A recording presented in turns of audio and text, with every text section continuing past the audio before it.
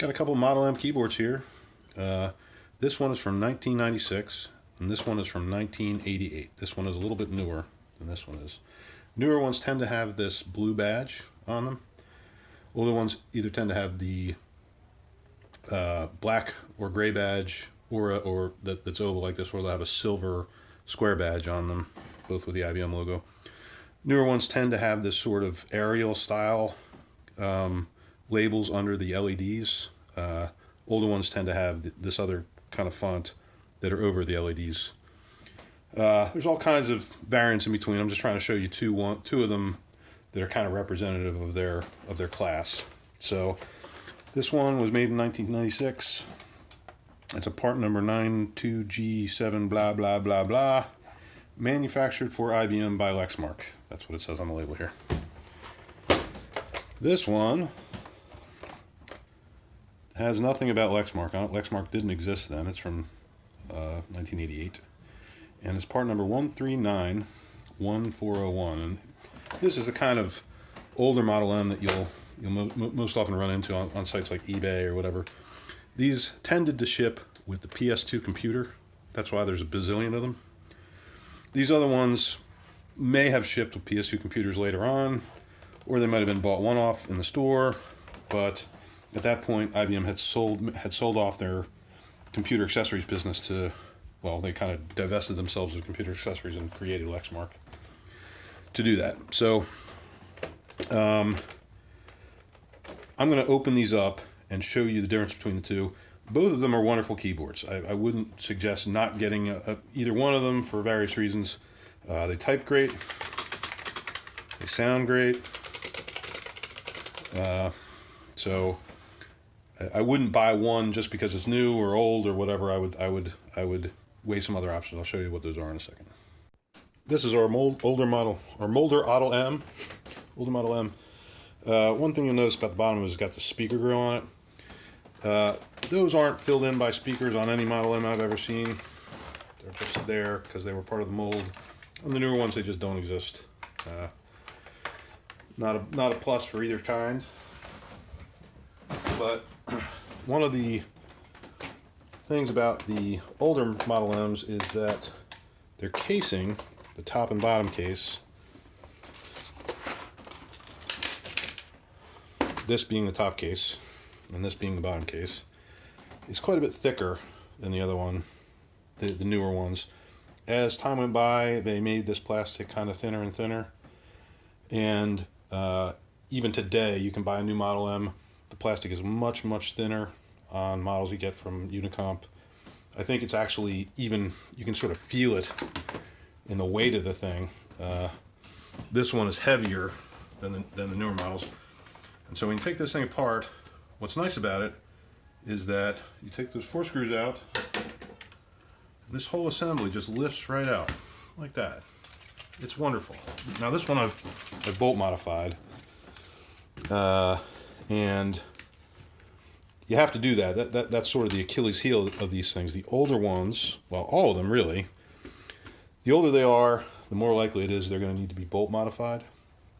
And there sort of seems like there's a half-life to this plastic that normally holds these in. I had another unbolt modded barrel plate to show you. This is what it usually looks like. They have these rivets, and this plastic seems to have a half-life of about, I'm going to say like 20 years. 22 years, somewhere around there, and then it just starts to give way. And typically it gives way slowly. There'll be a couple rivets pop out, and then after a while, even though it might appear that the rivets are still there and still holding, you can rub your hand across it, some will come off, and basically the plastic is weakened to the point where it's not feasible to, the plastic just can't keep the backplate on anymore. And when that happens, you got to bolt modify it, whatever. So the problem with the older ones, the older they get, the more likely that is to be true. Now, all of them are going to need a bolt mod at some point because this plastic doesn't last forever. But the newer it is, the less likely you're going to need to do it right then. So if you can find like a 1998 Model M, it's going to have fewer missing rivets, and the plastic is going to be stronger, temporarily over the next 10 years, as opposed to a 1988 Model M. So although this keyboard is sort of sturdier and heavier, out of the box, you might not be able to use it as readily because you have to get it bolt modified, or you have to bolt modify it yourself. So let's take a look at the other one. All right, newer one. Now this one, as you can tell, some of the major differences are that this cable is non-detachable. The other keyboard, if you noticed, had no cable jutting out of it. That's because there's a connector on the back of it, and you can plug a new cable into it if you ever cut yours. If you cut this one, you're going to have to open it up and solder a new one on, or at least clip a new one on. And the other thing about the newer ones is that they have these drainage channels. The barrel plate has these drainage channels molded into it, so that if you spill a soda on it, or whatever, it's less likely to collect inside the case and get into the springs and the barrel plate and all that stuff. Never really tested that. It'd be a neat thing to test, I guess. Try that out. But in general, like I said, this keyboard is, feels a lot lighter than the other keyboard. Not a lot lighter, but enough where you can tell. And the reason is that the case is just a little flimsier. It's just a little thinner. Like, this is the newer style, and the hell did I do with the other one? The older style. Well, there it is. Older style is just a hair thicker. You can tell the older style is just, when you feel it and you twist it, it just feels more substantial. And the same with the bottom case of these things. So they just kind of, took some shortcuts, whatever. They made the plastic thinner, probably to save money. Who knows? Maybe it was just another design choice. But as we can tell, on this newer model, now I've actually modified this thing. It was broken when I got it, so I fixed it. But on the older model, you can see that the controller board here, this big ass thing, it's big. It's huge. On the newer one, this is almost 10 years later. This is the controller board. It's just a tiny little thing in the corner there. And there's no more ribbon cables sort of snaking their way across the thing. The connection between the controller board and the membrane inside there, which is what the ribbon cables are for, is now all done along this friction fit over here. This controller board is just friction fit. And so the cable comes right up through this thing, and basically there is a cable that, look at that. Oh, yeah, that's right. That's right. I soldered this thing on here. If you notice, on the older ones, there's this grounding strap, big ass grounding strap, from the controller board to the back plate. That, in the later models, is replaced with this tiny cable over here. This tiny little cable. So that's another cost-saving measure that they use. I don't know why the grounding strap would have needed to be that big to start with, but it was. And it's nice to work with. You can't break it. This thing, as soon as I took it apart, I noticed that there was a clip that went on here, that one end of this grounding cable was connected to, and it just snapped right off. There was no particular reason to clip it back on, whatever. So I just soldered it right to the board. And the other thing about this thing is that there's no strain relief for the cable. There's no disconnection point for the cable, so it's just sort of snugged in there. And we can tell that, otherwise it's pretty much the same. This back plate is quite a bit less heavy. It's got less mass to it. But in general, it's the same design. I bolt modded this one too. This one actually came pre-bolt modded, and somebody really effed it up when they did it. So I had to do a bunch of work to undo their mistakes. But so the Achilles heel of this thing is that because it's built more cheaply, some things will break on this that don't break on the other thing. They're like, there's no chance of you breaking that controller board on the other thing, even though you've taken those ribbon cables in and out, and et cetera, et cetera.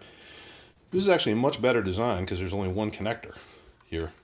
However, the problem is that, I have a newer one that's almost exactly like this one. This came out of a Unicomp model keyboard, but it's the same thing. You know, it's got the back plate and it's got the barrel plate, but it has the same style controller.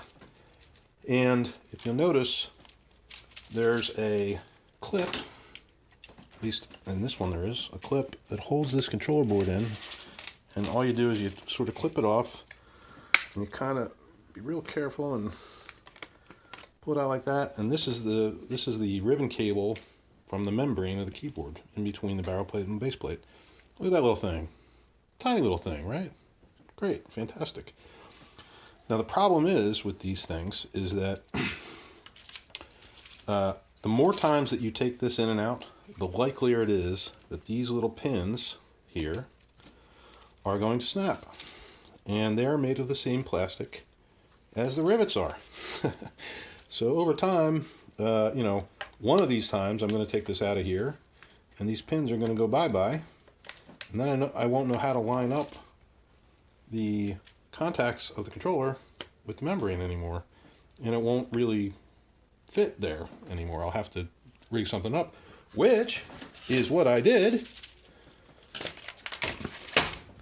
with this one. That happened to this board. There are no pins in here. Okay. So what I ended up having to do was use double-sided, oh God, it's even coming off, yes. See, double-sided tape, you probably can't see that well, but double-sided tape, sort of eye it up, and then stick it in there. And that's a terrible solution. But I really, short of getting another barrel plate for the thing, there's not much I can do. I'm not going to be able to solder pins on or something. I might be able to drill through and come up with some other solution, but it's going to be a lot of work. So the Achilles heel of the newer ones, as opposed to the older ones, is that although the plastic might not be giving way on the rivets, it's still giving way, and it's quite easy to actually snap these pins off, even if this plastic was brand new. The direction that you're pulling this thing, although I think they've designed it pretty well so that it sort of flexes a little bit when you do that, you're much more likely to pull those off and break it when you do it. So it's just not as well built. That being said, and of course, I talked about the grounding strap and whatever. It's just a chintzier design than the other one. All that being said, if you can find one that's never been opened before and has just been sitting in somebody's attic, it's going to be great. It'll be fantastic. It won't need to be bolt mounted, especially if they keep, maybe not in the attic, but they kept it in their, closet or something. And it's been climate controlled and it hasn't been expanding and contracting a lot. And it'll be great. It's got the same typing feel. You won't have to bolt mount it as quickly. So there are pluses and minuses to both of them.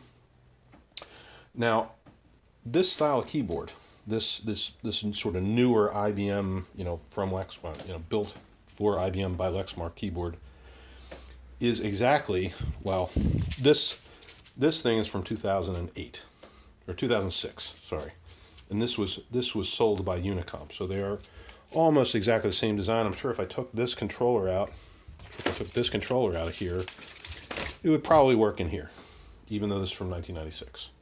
So they really haven't modified this design too much.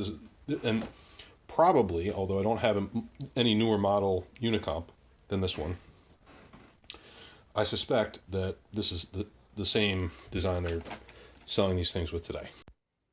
Now, the very, very, very new Unicomps, the ones that have a made-on date as of yesterday, you can get them custom built by Unicomp, and they'll put them together for you, have very, very flimsy cases. Now this is from 2008 or so, or 2006. So it's older, but I haven't seen any evidence that they've really changed that design too much over time. I don't have one at hand, but all the reports that I've seen from people saying they bought one, and the videos I've seen on YouTube and stuff, they have the same kind of ABS plastic stuff here. And these are just much, much flimsier than either these or these. They just kind of don't even feel like the same keyboard. They're kind of a letdown when you get them. So you can buy a new one, and what you should expect to get out of it, I'm not saying you shouldn't buy a new one.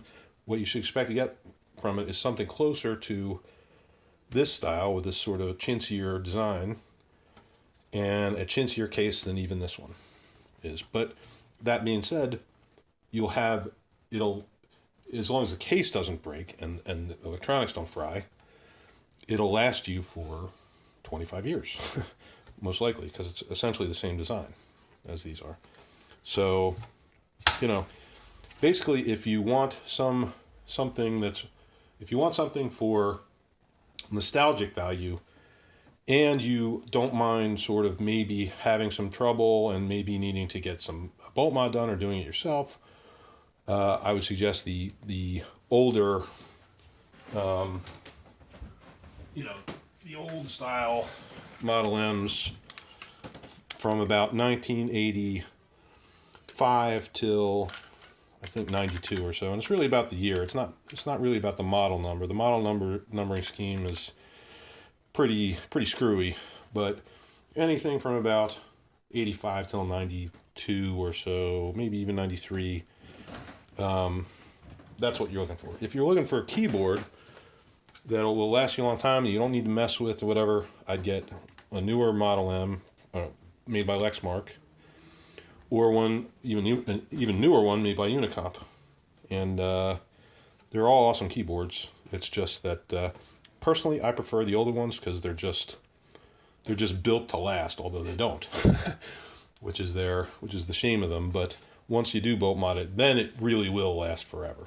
These ones, even if you bolt mod them, you got this electronics here that's probably gonna come unwired at some point, and you can fiddle with it and whatever. But anyway, that's it. Thanks.